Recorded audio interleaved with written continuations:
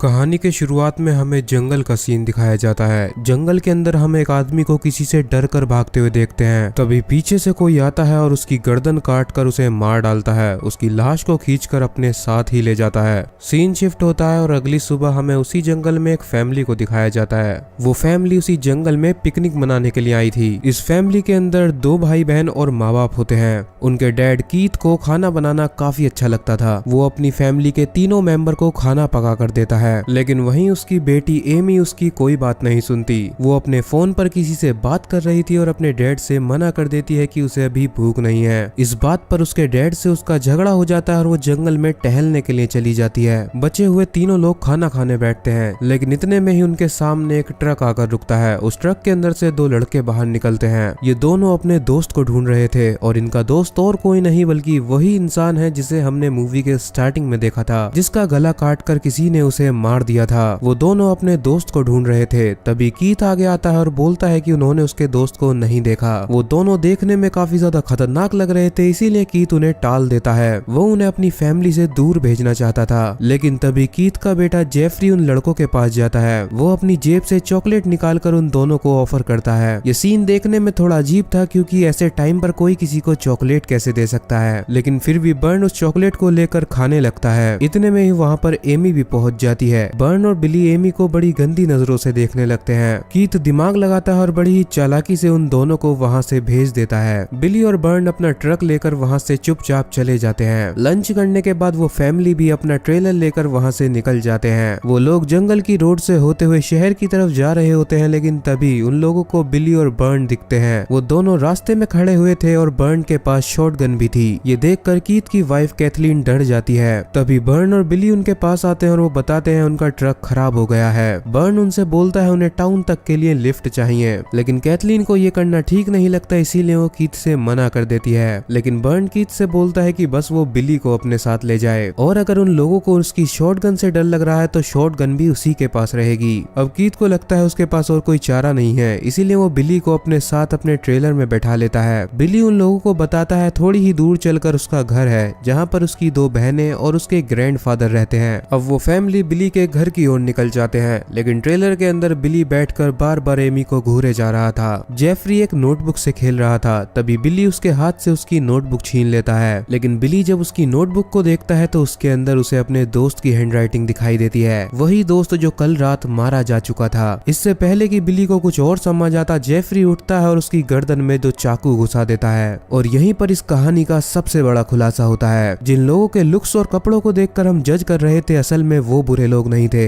बल्कि शहर से आई हुई ये फैमिली ही सीरियल किलर थी। ये लोग इंसानों को मारते हैं और उन्हीं का मांस पकाकर खाते हैं। इस फैमिली ने ही बिली के दोस्त को मारा था और दोपहर के टाइम पर उसी का मांस पकाकर ये लोग खा रहे थे। कहानी के द्वारा हमें यही बताया गया है कि किसी के लुक्स को देखकर हमें जज नहीं करना चाहिए। उन दोनों लड़कों ने बुरे कपड़े पहन रखे थे, जिसकी वजह से हम सभी को लगा कि यही बुरे लोग हैं, जबकि बुरी तो वो फैमिली थी जो कि अच्छे कपड़े और साथ ही में सभ्य लग रहे थे। अब वो मासूम सी दिखने वाली फैमिली बिली की बॉडी के टुकड़े करने लगते हैं ताकि वो उसे अपने फ्रीजर में रख सकें। वो मासूम सी दिखने वाली कैथलीन बिली की आंखों को निकालकर एमी को गिफ्ट में देती है। एमी को आंखें पसंद थी, इसीलिए उसे बिली की आंखें गिफ्ट में दी जाती है। बिली को मारने के बाद भी इस फैमिली का दिल नहीं भरता। अभी भी वो उसके घर जाने वाले थे, क्योंकि बिली के हिसाब से उस घर में 2 लड़कियां और एक बूढ़ा आदमी है, जिन्हें मारना इनके लिए बाएं हाथ का खेल है। दूसरी साइड हमें बिली की फैमिली दिखाई जाती है, जहाँ पर 2 लड़कियां और उनका ग्रैंडफादर था। वो लोग डिनर करने के लिए बैठे होते हैं, लेकिन तभी उनकी डोरबेल बजती है। बाहर वही फैमिली खड़ी हुई थी। कीथ उनसे बहाना बनाकर बोलता है कि उनकी आरवी खराब हो चुकी है, उन्हें आज रात रुकने के लिए ठिकाना चाहिए और कल सुबह होते ही वो लोग टाउन की ओर निकल जाएंगे। बिली की बहन जूली को उन लोगों पे भरोसा हो जाता है। उसे लगता है ये एक फैमिली है और उनकी मदद उसे करनी चाहिए, लेकिन वहीं बिली की दूसरी बहन सवाना उन लोगों को अपने घर में नहीं बुलाना चाहती थी। फिर भी जूली के बोलने पर वो लोग उस फैमिली को अपने घर में घुसा लेते हैं। वो लोग इतने अच्छे होते हैं कि उस फैमिली को डिनर पर इनवाइट करते हैं, लेकिन उनकी सबसे बड़ी गलती थी ऐसे किसी भी अनजान फैमिली को अपने घर के अंदर नहीं घुसाना चाहिए था। अब वो सभी लोग बैठकर डिनर करने लगते हैं। कीथ और उसकी फैमिली को ये खाना बिल्कुल भी अच्छा नहीं लगता, क्योंकि वो लोग तो मांस के आदी हो चुके थे। वहीं सवाना काफी तेज लड़की थी, वो उन लोगों से सवाल करने लगती है। उसके सवाल इतने ज्यादा बढ़ चुके थे कि अब कीथ से बर्दाश्त नहीं होता। वो फैमिली अपने हथियार निकालने वाली होती है, लेकिन तभी वहाँ पर एक और बड़ा आदमी आता है। वो आदमी दिखने में काफी ताकतवर लग रहा था। दरअसल में इस आदमी का नाम बिग मैक है। मैक जूली का हस्बैंड है और वो भी उनके साथ इसी घर में रहता है और शायद बिली उस फैमिली को मैक के बारे में बताना भूल गया था। इतने बड़े आदमी को देखकर वो लोग अपना प्लान बदल देते हैं। मैक को देखकर वो लोग डर जाते हैं और अपने हथियारों को छुपा लेते हैं। दूसरी साइड हमें बर्न को दिखाया जाता है। वो अपने खराब ट्रक के आगे खड़ा होकर बिली के आने का इंतजार कर रहा था, लेकिन तभी उसकी तबीयत बिगड़ने लगती है, उसे उल्टी आने लगती है। इतने में उसके सामने उस शहर का डेप्यूटी आता है, लेकिन बर्न की उससे लड़ाई थी, इसीलिए वो उसकी कोई भी मदद नहीं लेना चाहता था।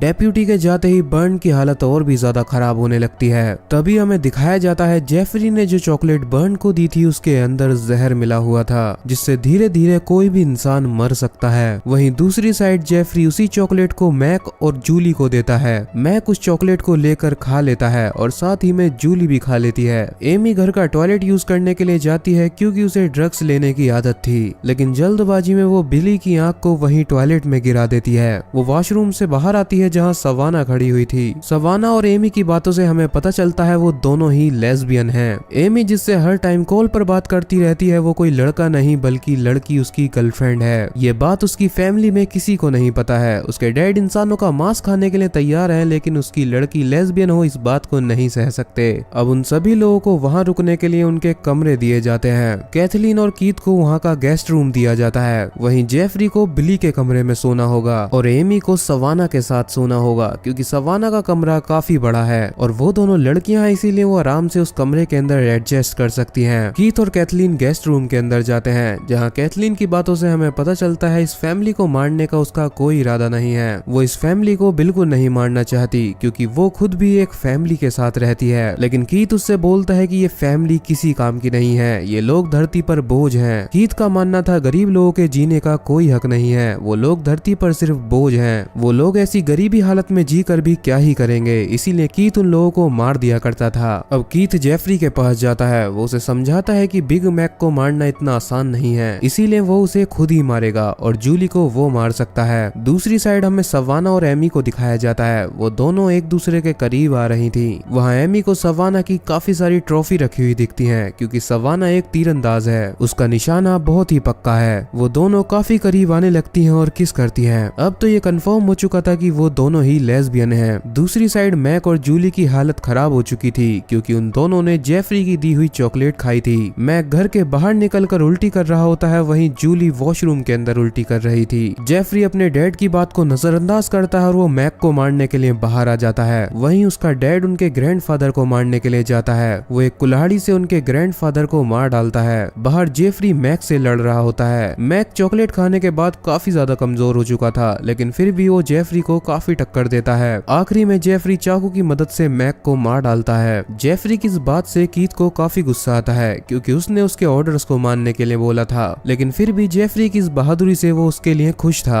वो उसे मैक की जीप देता है। ये लोग इनाम के तौर पर उन लोगों के बॉडी पार्ट्स गिफ्ट करते हैं। वहीं रूम के अंदर एमी और सवाना साथ में थी। वो दोनों लव मेकिंग कर रही होती हैं, लेकिन तभी एमी सवाना को मारने के लिए अपना चाकू निकाल लेती है। वो उसके चाकू मारने ही वाली होती है, लेकिन सवाना उसे गलती से धक्का दे देती है। सवाना को अभी तक कुछ भी समझ नहीं आया था। उसे लगता है एमी की टांग में गलती से चाकू घुस गया है। वो उस चाकू को बाहर निकालती है और एमी की टांग की पट्टी करती है। एमी अभी भी उसे मारने का मौका ढूंढ रही थी, लेकिन अब वो उसे नहीं मारती, क्योंकि उसे लगता है कि सवाना एक अच्छी लड़की है। तभी सवाना भागकर नीचे जाती है ताकि वो एमी के लिए फर्स्ट एड बॉक्स ला सके। जब वो फर्स्ट एड लेने के लिए जाती है तो उसे बाहर से कुछ आवाजें आती हैं। वो उन आवाजों का पीछा करते हुए पहुंचती है और देखती है वहां पर कीथ और कैथलीन खड़े हुए थे। उन लोगों की आरबी वहीं खड़ी हुई थी और उनकी आरबी बिल्कुल ठीक थी। कैथलीन और कीथ वापस घर के अंदर चले जाते हैं और सवाना मौका देखकर उनकी आरबी के अंदर घुस जाती है। जब वो आरबी के अंदर पहुंचती है तो उसे बहुत गहरा झटका लगता है। आरबी के अंदर बिली और बिग मैक की लाश रखी हुई थी। वहीं दूसरी साइड वॉशरूम के अंदर जूली को बिली की आंख मिल जाती है। ये आंख एमी से वॉशरूम के अंदर गलती से गिर गई थी।